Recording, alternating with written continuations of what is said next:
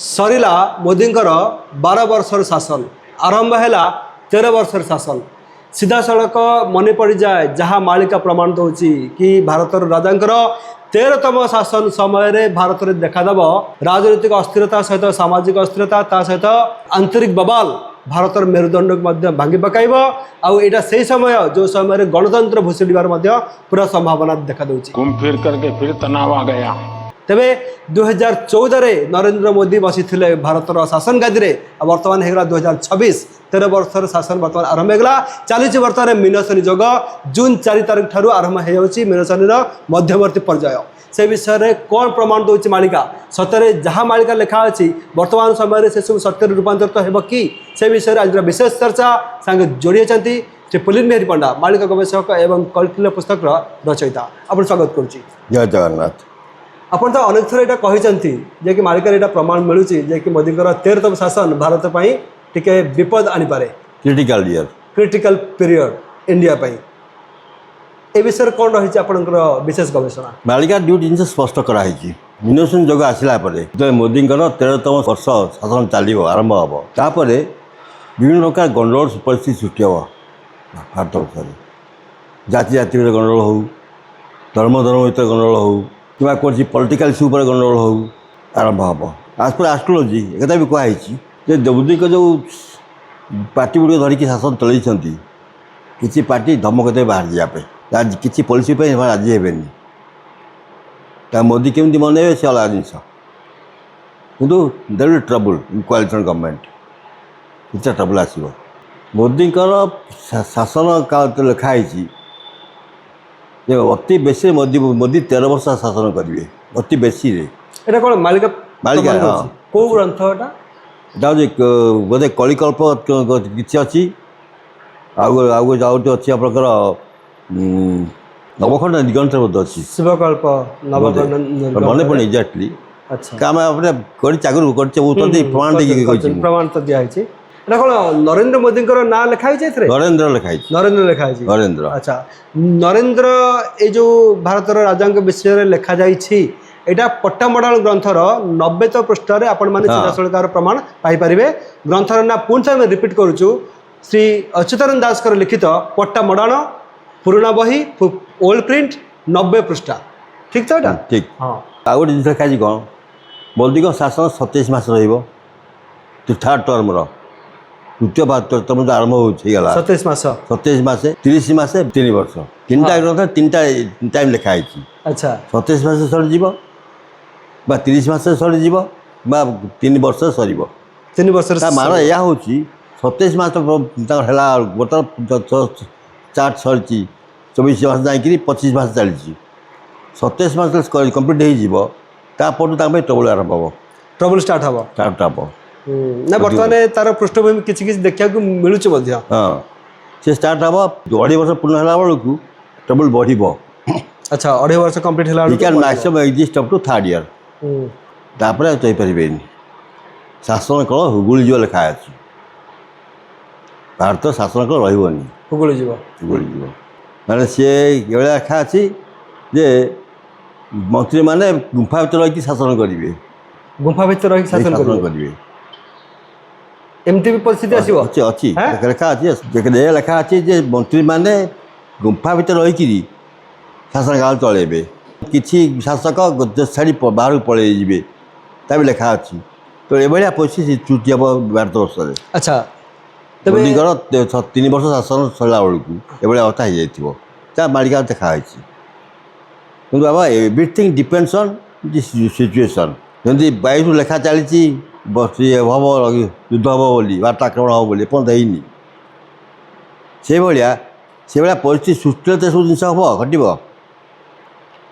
कि मोदी विषय लिखा जो 13 वर्ष शासन करेंगे यहाँ स्पष्ट लिखाई अच्छा तब मालिका ये प्रमाण दूसरे कि भारत राजा 13तम शासन समय बड़ बंध भांग लिखा हाँ कि जदि प्रोवाइडेड एटा भी कौन प्रोवाइडेड इंडिया जब अटाक हुए अच्छा ये गोटे टर्म्स कंडीशन लगला जदि भारत अटाक हुए ना क्या परिस्थिति हाँ ठीक कथा ऑटोमेटिक भांगी भांगी दिया या तो तार 3 चांस लिखा अच्छी गोटे हूँ ଫାର୍ଷ୍ଟ ହେଉଛି ଭାଙ୍ଗି ଦିଆଯିବ, ଶତ୍ରୁତା ଭାଙ୍ଗି ଦିଆଯିବ। ସେକେଣ୍ଡ ଲେଖା ଅଛି ଉଛୁଳିବ, ବନ୍ଧ ଦେଇକିରି ପାଣି ଆସିବ। ତୃତୀୟ ଲେଖା ହେଇଛି ଫାଟିଯିବ, ଆଚ୍ଛା ବନ୍ଧ ଫାଟିଯିବ ଲେଖା ଅଛି। ତ କେଉଁଟା ଗୋଟେ ହେଇପାରେ, ଫାଟିଗଲେ ତ ହେଇଯାଇପାରେ। ଆଚ୍ଛା ଏ ଯେଉଁ ତିନିଟା କଥା କହୁଛନ୍ତି ଲେଖା ଅଛି ଏ ସବୁ ଆକ୍ଚୁଆଲି ଓଲ୍ଡ ପ୍ରିଣ୍ଟ ନା ସବୁ ଓଲ୍ଡ ପ୍ରିଣ୍ଟ, ଓ ସବୁ ଓଲ୍ଡ ପ୍ରିଣ୍ଟ ସବୁ ଓଲ୍ଡ ପ୍ରିଣ୍ଟ, କେଉଁ ନୂଆ ପ୍ରିଣ୍ଟ କିଛି ନାହିଁ। ମହାପୁରୁଷ ଲେଖା ହଁ ନାଇଁ କି? ବାକି ଆଉ ଗୋଟେ କଥା ସମସ୍ତେ କହୁଛନ୍ତି ଓଲ୍ଡ ପ୍ରିଣ୍ଟ ନ୍ୟୁ ପ୍ରିଣ୍ଟ କହୁଛନ୍ତି। ଗୋଟେ କଥା କହିବାକୁ ଚାହେଁ, ନେମାଳ ବଟ ତରଫରୁ ଯେଉଁ ବହି ସବୁ ରିପ୍ରିଣ୍ଟ ହେଉଛି ସେଥିରେ କୌଣସି ଏପଟ ସେପଟ ନାହିଁ, exact Authentic. Exact authentic, Authentic, completely ଆଚ୍ଛା। ଅଥେଣ୍ଟିକ୍। ଯେଉଁମାନେ ଅଚ୍ୟୁତଙ୍କର ବହି କିଣିବାକୁ ଚାହୁଁଛନ୍ତି ତାହେଲେ ଯଦି ସେ ବହି ପ୍ରିଣ୍ଟ ହେଇଛି ନେମାଳ ତରଫରୁ ପ୍ରିଣ୍ଟ ହେଇଛି ତାହେଲେ ତାକୁ କିଣନ୍ତୁ। ଭଲ କଥା, ଭଲ କଥାଟା ଆପଣ କହିଲେ। କାରଣ କଳିକଳ୍ପ ଗୀତା ପୁରା ଏଟା ହେଉଛି 52 ମସିହାର ବହି, 1952 ସେ ବହିର ବହି ଗୁଡ଼ାକ ତଳେ ଛିଣ୍ଡି ଯାଉଛି, ପେଜ ଓଲଟିଲା ବେଳକୁ ଛିଣ୍ଡି ଯାଉଛି, ଚୁନା ହେଇଯାଉଛି, ପାଉଡ଼ର ହେଇଯାଉଛି ପେଜ ଗୁଡ଼ାକ। କାଗଜର ଲାଇଫ କେତେ ବର୍ଷ? ହଁ। ଠିକ କଥା। ତେଣୁ ମୁଁ ନୂଆ ବହିଟେ କିଣିଲି, ମିଶାଇଲି, ମିଶିଲା ପୁରା ମିଶିଗଲା, କେଉଁଠି ଟିକେ ଏପଟ ସେପଟ ହେଇନି। ମିଶିଲା ହଁ ଭଲ କଥାଟା ଆପଣ କହିଲେ, ଯାହା ହଉ। ତେଣୁ ନେମାଳ ବଟ ପ୍ରିଣ୍ଟିଂ ପରଫେକ୍ଟ ପ୍ରିଣ୍ଟିଂ ସେମାନେ ଚେକ୍ କରୁଛନ୍ତି, ସବୁ କରୁଛନ୍ତି। ତେଣୁ ସେଥିରେ ଅନ୍ୟମାନେ ଯେଉଁ ପ୍ରିଣ୍ଟ କରୁଛନ୍ତି ଟିକେ ମିଶି ଯାଉଛି, ମିଶିଯାଉଛି, ଟିକେ ମିଶ୍ରଣ ହଉଛି ନାଇଁ କି? ବହୁତ ମିଶିଯାଉଛି। ଭଲ କଥାଟା କେଉଁ ଜିନିଷ କାଟି ଦେଉଛନ୍ତି, କେଉଁ ଜିନିଷ ଯୋଡ଼ି ଦେଉଛନ୍ତି, ଭଣତି କରୁଛନ୍ତି, ନିଜ ନାଁ ମିଶେଇ ଦଉଛନ୍ତି, ଗୋଟେ ଭକ୍ତଙ୍କ ନାଁ ଯୋଡ଼ି ହେଇଯାଉଛି, ଭକ୍ତଙ୍କ ନାଁ ଯୋଡ଼ି ପକାଉଛନ୍ତି, ଯାହା ନା ଅରିଜିନାଲ ନଥିଲା ଜାଣୁଥିଲା ବର୍ତ୍ତମାନ ସେ ଭକ୍ତ ହେଇ ବାହାରି ପଡ଼ିଲେ। ଠିକ କଥା। ଏଇ ଅସୁବିଧା ହେଉଛି, କ'ଣ କରିବା ତାକୁ। ଆଚ୍ଛା ତେବେ ଆପଣଙ୍କୁ କହିବା କଥା ଯେ କି ଏଇ 13ତମ ଶାସନ ସମୟରେ ଯାହା ମାଳିକା ପ୍ରମାଣ ଦେଉଛି ଯେ କି ଏମିତି ବି ସମୟ ଆସିବ ରାଜନୀତି କ୍ଷେତ୍ର ହେବ ଅସ୍ଥିର, ନେତାଏ ହୋଇବେ ତମସାଖର। ତେବେ ତାର ମଧ୍ୟ ଟ୍ରେଲର ବା ଫିଲ୍ମ ବର୍ତ୍ତମାନ ଦେଖିବାକୁ ମିଳିବ। ହଁ ମିଳିବ। ରାଜନୀତି କ୍ଷେତ୍ର ଅସ୍ଥିରତା ହେଉଛି, ହଁ। 27 ସିଟ୍ କମ୍ପ୍ଲିଟଲି। ତେବେ ଏଇଟା ବି ଗୋଟେ ପସିବିଲିଟି ଅଛି ଯେ କି ଏମିତି ସମୟ ଆସିଲେ ଲୋକମାନେ ପୁଣି ବିଦ୍ରୋହ କରି ରାଜରାସ୍ତାକୁ ଓହ୍ଲେଇବେ। ବିଦ୍ରୋହ ତ କରିବେ, ବିଦ୍ରୋହ ସିଓର ହେବ। ବିଦ୍ରୋହ ଆପଣଙ୍କର ଦେଖନ୍ତୁ, ଏ ଯେଉଁ ବିଦ୍ରୋହ ଇଏ ଅଦ୍ଭୁତ ପୂର୍ବ ବିଦ୍ରୋହ ହେବ।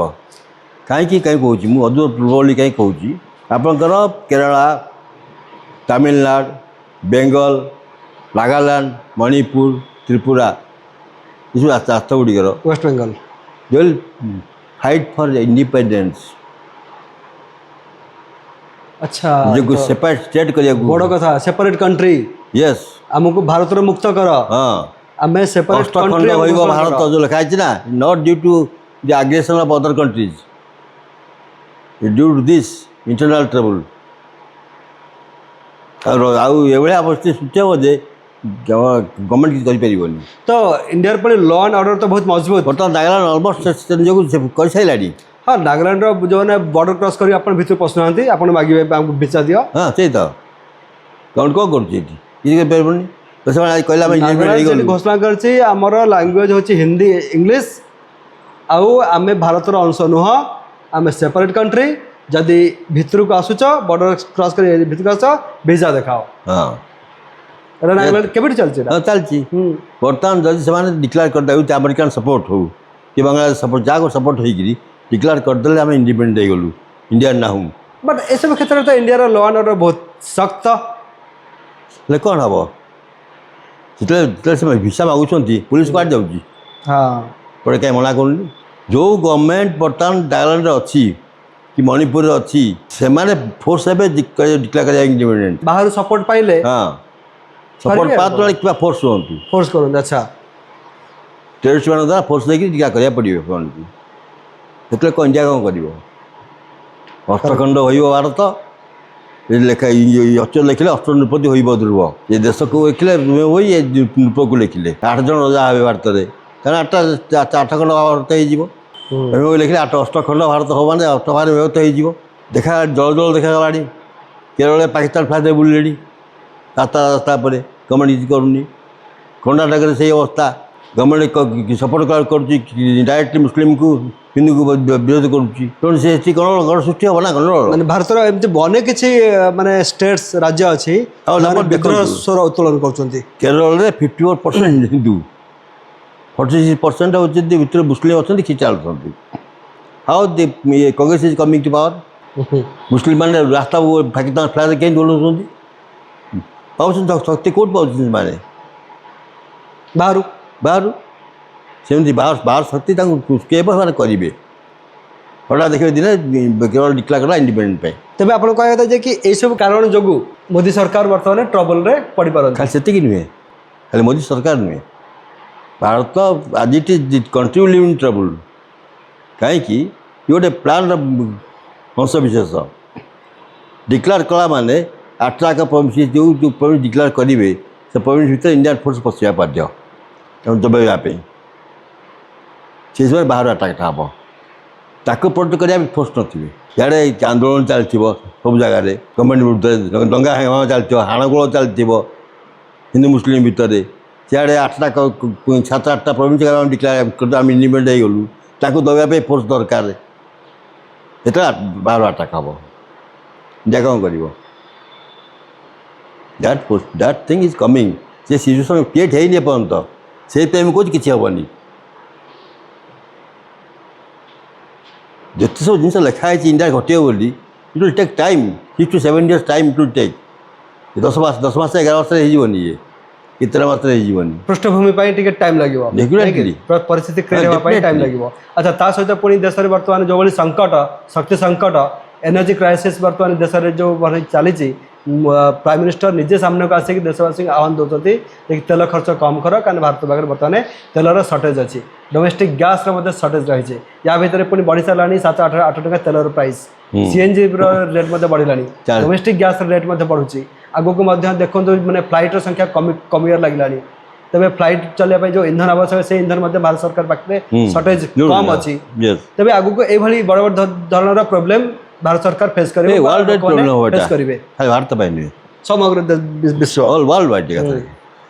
Every country will suffer for this. ତେବେ ଲୋକମାନେ ଯେତେବେଳେ ସଫର ହେବେ ସେ ସମୟରେ ସରକାର ଉପରକୁ ମାନେ ଗୋଟେ ବିଦ୍ରୋହ ସ୍ୱର ଉତ୍ତୋଳନ ହେବ, ନାଇଁ କି? ଡେଫିନେଟଲି ରାବତ ଗୋଟେ କ୍ଲିୟରଲି ଜିନିଷ କହିଛନ୍ତି, ତାଙ୍କ ଯେଉଁ ଥାର୍ଡ଼ ୱାର୍ଲଡର ହେବ ସ୍ପ୍ରେଡ୍ କରିବ, ସେଇଟା ଆଇଦର ଆପଣଙ୍କର ମିଡଲ୍ ଇଷ୍ଟ ୱାର୍ରୁ ହେବ, ୱାର୍ ଏଗେନ୍ଷ୍ଟ ଇସ୍ରାଏଲ, କିମ୍ବା ଭାରତ ପାକିସ୍ତାନ ୱାର୍ରୁ ହେବ।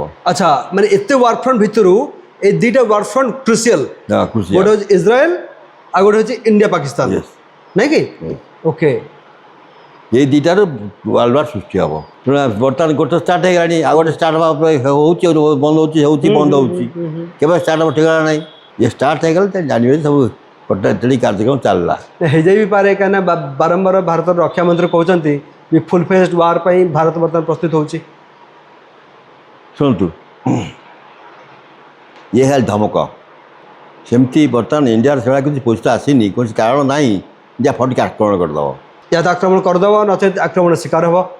ସେପଟୁ ଯଦି କିଛି ହେଲା ବଡ଼ ରୂପରେ ତାହେଲେ କରିଦେବ, ଇଣ୍ଡିଆ କରିଦେବ। ନହେଲା କୋଉଥିପାଇଁ କରିବ? ପଚାରିବ, କୋଶ୍ଚିନ୍ ପଚାରିବ ନା, ତମେ ଯୋଉ ପିସଫୁଲ୍ କଣ୍ଟ୍ରି କହୁଛ, ଏଠି କଲ କାହିଁ କାହିଁ ଆଗରୁ ଆଟାକ୍ କରିଦେଲ? ବଦନାମ ହେବ ନା, ଗଭର୍ଣ୍ଣମେଣ୍ଟ ବଦନାମ ହେଇଯିବ। ତେଣୁ ତାକୁ ସେମିତି କରିବ, ସେମିତି କରିବେନି। That waiting for a cause, ସେ କଜ୍ ହେଉନି, ଏପର୍ଯ୍ୟନ୍ତ ସୃଷ୍ଟି ହେଇପାରୁନି। ସେ କଜ୍ଟା ଯଦି ସୃଷ୍ଟି ହେଇଯିବ, ବାଟ ଚାଲିଯିବ। ଯଦି ଗୋଟେ ଆତଙ୍କବାଦୀ ହାମଲା କି ସେଇଭଳି ଗୋଟେ ବଡ଼ ଧରଣର ହାମଲା ହେଲା, ତେବେ ଭାରତକୁ ଗୋଟେ ଷ୍ଟ୍ରଙ୍ଗ ପଏଣ୍ଟ ମିଳିବ। ତା ଆଧାରରେ ପୁଣି ବର୍ତ୍ତମାନ ବମ୍ବେ, ଦିଲ୍ଲୀ, ଜାମ୍ମୁ, ଏ 3ଟା ଜାଗାରେ ପସିବିଲିଟି ଅଛି ହେବାର। କେଉଁଠି ଗୋଟେ ଯଦି ହେଇଗଲା ତାହେଲେ ବମ୍ବେ, ଦିଲ୍ଲୀ ଆଉ ଜାମ୍ମୁ ଏଥର ଯିବ, 4 ଦିନିଆ ବାର ହେବନି। Yes, month 2 or 3 months 4 months ହେଇପାରେ, ଏଥର ଅପରେସନ୍ ହେବନି, ୱାର୍ ଷ୍ଟାର୍ଟ ହେଇଯିବ। କିନ୍ତୁ this is not the final war. Final war start ହେଇନି ଆପଣଙ୍କର 29 28 ବା 29 ଷ୍ଟାର୍ଟ ହେବ ଫାଇନାଲ୍ ୱାର୍। ସେଇଠି ଚାଲିବ 6 ବର୍ଷ। That will run for census. ନହେଲେ ପଶିବେ, ବାହାରିବେ। ଆକ୍ଚୁଆଲି ବାହାରିବେ ନାହିଁ, ଯେଉଁମାନେ ପଶିଥିବେ ସେମାନେ ରହିବେ, ଆଉ ଯିବେନି। ଏଇଠି ସରିଯିବ ତାଙ୍କର କାର୍ଯ୍ୟକାଳ, ହେଇଯିବ। ସେ ତାର ଟେକ୍ ଟାଇମ୍, ସମୟ ନେବ। ତା ପାଇଁ ଆମକୁ ପ୍ରିପେୟାର ହେବାକୁ ପଡ଼ିବ, ସମସ୍ତେ ସପୋର୍ଟ କରିବା। ଠିକ୍ କଥା। ବଡ଼ ସ୍ତରରେ, ବ୍ୟାପକ ସ୍ତରରେ ବର୍ତ୍ତମାନ ପ୍ରିପାରେସନ୍ ହେବାକୁ ପଡ଼ିବ, କାରଣ ଭାରତ ଗୋଟେ ଛୋଟିଆ କଣ୍ଟ୍ରି, ବଡ଼ କଣ୍ଟ୍ରି, ପପୁଲେଟେଡ୍ କଣ୍ଟ୍ରି, ଏଥିରେ ଆମର ଲୋକ ସଂଖ୍ୟା ଅଧିକା, ସେଇଭଳି ପ୍ରୋବ୍ଲେମ୍ ବି ଅଧିକା। ତେଣୁ ଅନେକ କଣ୍ଟ୍ରି ଆମ ପ୍ରୋବ୍ଲେମ୍ କିଛି ହେଇଥାନ୍ତାନି, ଭାରତ କୌଣସି ପ୍ରୋବ୍ଲେମ୍ ହେଇନଥାନ୍ତା। କେହି ସାହସ କରିନା ଭାରତ ଆକ୍ରମଣ କରିବା ପାଇଁ, ଯଦି ଜୟଯତ୍ନ ଥାନ୍ତେ। ଆଣ୍ଟି ନ୍ୟାସନାଲ୍ ଅଛନ୍ତି ଯେଉଁମାନେ, ତାଙ୍କ ପାଇଁ ତାଙ୍କ ପାଇଁ ହିଁ ଆମେ ସବର କରିବା। ସେଟା ତ ମହାପୁରୁଷ ମାନେ 600 ବର୍ଷ ପୂର୍ବରୁ ଦେଖିପାରୁଥିଲେ। କୌଣସି କଣ୍ଟ୍ରି ଏଭଳିଆ ଏଭଳିଆ ସିଚୁଏସନ୍ ହେଇନି ଯେଉଁଠି ଜଣେ ଲୋକମାନେ ଡାଇରେକ୍ଟଲି କହୁଛନ୍ତି ବିଫୋର୍ ଦି କ୍ୟାମେରା ଆମେ ଇନଭାଇଟ୍ କରୁଛୁ ପାକିସ୍ତାନ ତୁମେ ଆସ ଆମେ ସବୁ ଅଛୁ ସପୋର୍ଟ କରିବା ପାଇଁ। କେତେ ବଡ଼ ଷ୍ଟେଟମେଣ୍ଟ। ଗଭର୍ଣ୍ଣମେଣ୍ଟ କ'ଣ କରୁଛି? ପୁଣି ଏପଟେ ବାଂଲାଦେଶ ଲଞ୍ଚ କରିଦେଉଛି, ଜାରି କରୁଛି ଗ୍ଲୋବାଲି ତାର ଇଣ୍ଟରନ୍ୟାସନାଲ ମ୍ୟାପ୍। ହଁ ଗ୍ରେଟର ବାଂଲାଦେଶ ହଁ ସାମିଲ ଅଛି, ୱେଷ୍ଟ ବେଙ୍ଗଲ ସେଥିରେ ସାମିଲ ଅଛି, ସେ ତ ଓଡ଼ିଶା। ତା କଣ୍ଟ୍ରି ରହିକି ସେ କଲା ଯାହା କଲା ଚିନ୍ତା ନାହିଁ। ଆମ କଣ୍ଟ୍ରି ରହିକିରି ସେ ଖାଇ ପିଇକିରି ଆମେ ଧମକ ଦେବ। ଗଭର୍ଣ୍ଣମେଣ୍ଟ କ'ଣ କରୁଛି ତାହେଲେ?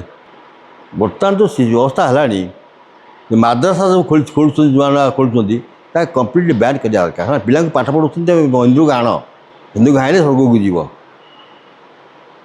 काफिर हाँ काफिरों को जीने का कोई हक नहीं है। यही था ना जिहादी जिहादी धर्म तो पाठ पढ़ा होची माद्रासा रे that is killing our country. तुम बाबा आसु अच्छ भल खाई पी रहीच चाकरी बाकरी करुच पाठ पढ़ुच सब करुच तो असुविधा कौन हो इंडिया नहीं रही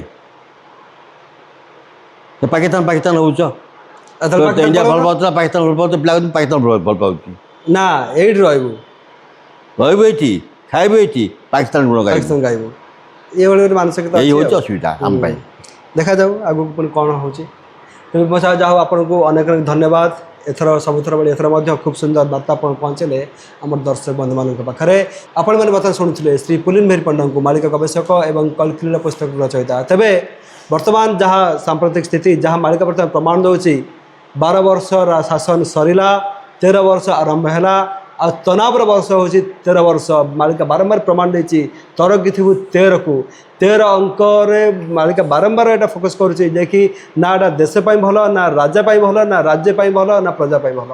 तेबे से 13 वर्ष बर्तमान आरंभ होती तेबे आगू को समय साक्षी अच्छी देखा जाए आगू को कौन कौन सब घटुची केते दूर मालिका सत्य प्रमाणित होती समय कह।